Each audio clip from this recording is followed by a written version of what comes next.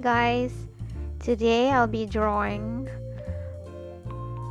a girl with birds in her hair. It's a whimsical illustration that the idea for it came to me just out of the blue because spring is coming and birds are singing, or at least it's wishful thinking. So I decided to create this new illustration. As you can see, I sketched it first, and then I'm going to go in with my watercolors to make a nice fresh illustration with birds and with branches, and she's kind of sitting in a nest, or it could be like a wrap that she has on that looks like a nest, so it's like bird themed. I wanted to talk about the therapeutic aspect of watercolor because we take art for granted, or we think that only artists can do art.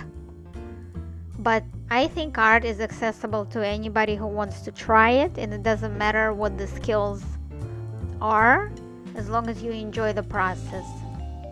And the watercolor in particular has this quality to it of impermanence.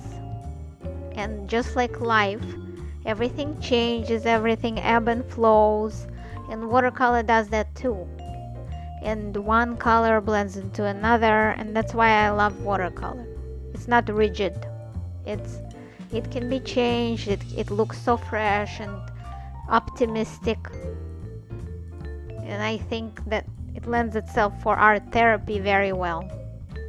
As long as you don't get frustrated while you paint. So here are some birdies.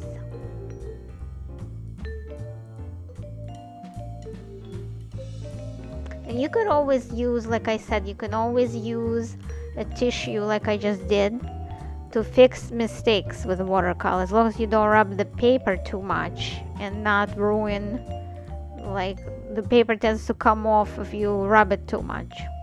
Other than that, you could just gently dab it off if you don't like it. So watercolor is really forgiving in that sense. Yes, it dries fast but you could always re-wet the paper and then you can repaint on top of it. It's not a big deal. Hey, even if you ruin a drawing or think you ruined it, you could always start over. No big deal.